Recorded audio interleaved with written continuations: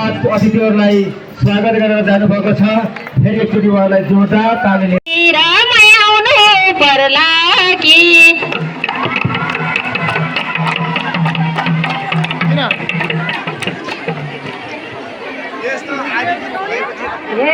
पढ्नु लेख्नु चन्द्रमालाई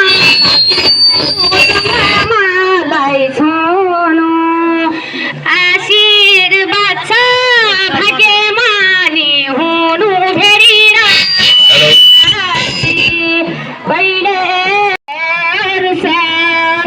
पढे लेखे छाने हर्ष फेरि कर्णाली कहिले कसो हजुरको गाउँतिर आउनु पर्ला कि कसो मायाको गाउँतिर आउनु पर्ला कि कहिले कसो मायाको गाउँतिर आउनु पर्ला कि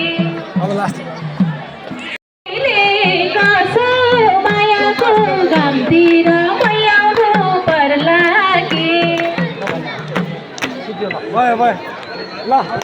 दार हुनुभएका मेरा 35 पढ्ने साथी र 35 पढ्ने साथीमा म श्री दुर्गा सरस्वती माध्यमिक विद्यालय कक्षा 9 मा अध्ययन छात्रा भरकुमारी थापाबाट स्वीकार्नुहोस् मेरो न्यानो नमस्कार। आज मिति 2022 साल 8 महिना 29 गते हुन गइरहेको 50औं वार्षिक स्वतन्त्रता स्वर्ण जयन्ती अवसरमा यस भक्तित्व कला कार्यक्रममा भाग लिन पाउँदा आफूलाई निकै सौभाग्य ठानेको छु।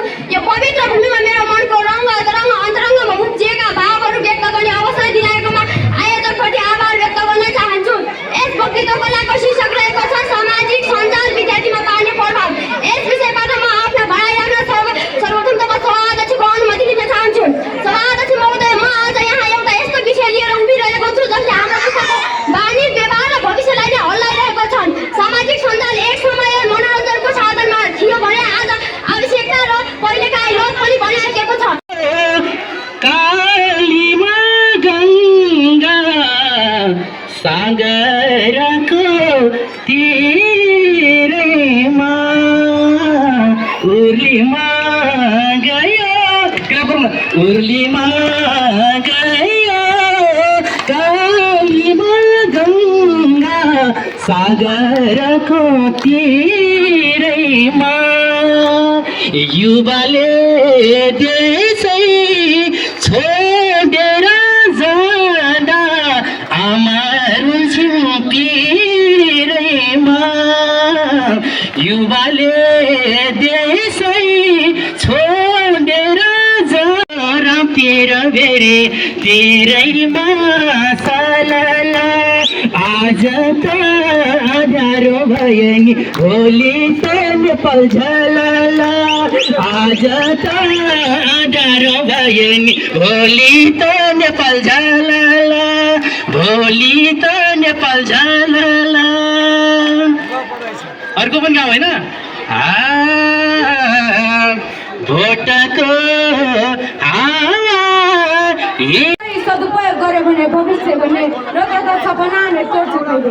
धन्यवाद कार्यक्रम सञ्चालक जो एसएन मामा सभाका सभाध्यक्ष महोदय, कार्यक्रमका प्रमुख अतिथि जो विशिष्ट अतिथि जो अन्य अतिथिगणहरू र विद्यार्थीहरूको मस्तिष्कको क्षमतालाई कलमको माध्यमबाट कर्म उतार रहनुभएका निष्पक्ष मूल्याङ्कन गर्ने निर्णायक मण्डलहरू र विद्यार्थीहरूमा ज्ञानको ज्योति प्रदान गर्ने गुरुवर्गहरू र मेरा प्रतिस्पर्धी साथीहरू र यहाँ उपस्थित हुनुभएका सम्पूर्ण महानुभावहरूमा म बागचौर नगरपालिका वडा नम्बर 4 स्थित श्री सोसल देवी विद्यालयको कक्षा 10 मा अध्ययनरत छात्र प्रेम बस्नेतको तर्फबाट स्वीकार्नुहोस् हार्दिक स्वागत तथा प्राथमिकीको तर्फबाट न्यानो अभिवादन स्वीकार दिनुहोस्।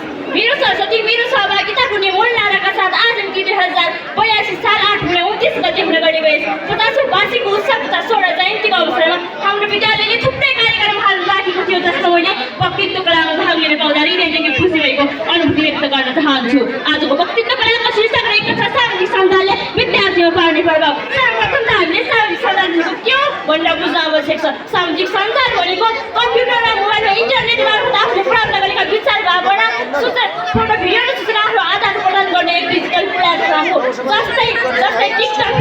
जस्तै टिकटक, फेसबुक, ट्विटर, व्हाट्सएप इत्यादि। सामाजिक संसारमा पहिले सामाजिक सञ्जाल 60 को स्थापना सन् 1900 गर्ने विरोध एन्टी विन्डिसले गरेका थिए। आजको 21औं शताब्दीमा सामाजिक सञ्जालले मेरुदण्ड हो। विश्वको 3% जनसङ्ख्यामध्ये आज 1%भन्दा धेरै मानिसहरू सामाजिक सञ्जालमा सक्रिय पाइन्छन्। यसको सही प्रयोगकर्ताहरू आज विकासको विशालको पिलो पार गरिसकेका छन् भने प्रयोगकर्ताहरू आज अन्धकारको भुमरीमा रुमलिएका छन्। यसै गरी सामाजिक सञ्जालले विद्यार्थीको जीवनमा पनि दुई छाया चाहिँ प्रभाव पारेको देखिन्छ। उज्यालो र अँध्यारो अवसर र चुनौती आए पर्दान र हिसाब यो कहिले ज्ञानको दीप भने अन्धकारबाट देखाउँछ र कहिले आकर्षणको ज्वाला भने अध्ययनको यात्रालाई भड्काउँछ। हिजोको विद्यार्थीहरूको संसार केवल पुस्तकको पढाइमा सीमित थियो, तर आजका विद्यार्थीहरूको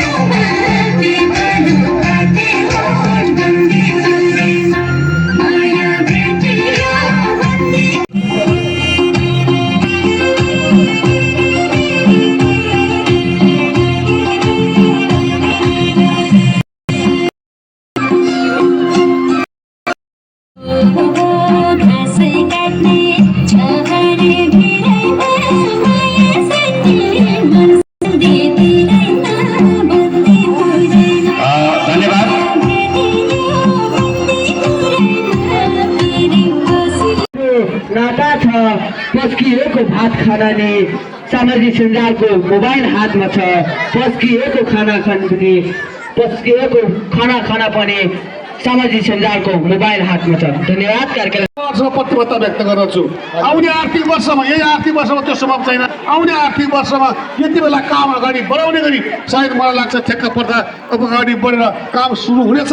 साँच्चीकै यहाँ चाहिँ आएको मान्यज्यूहरू आएको यहाँ चाहिँ जिल्ला समूहले प्रमुख चाहिँ जिल्लाको पालिकाका प्रमुख उपप्रमुख आएर बोलेको साँच्ची हुँदो रहेछ भन्ने कुरा तपाईँले दाइले मान देख्न सक्नु।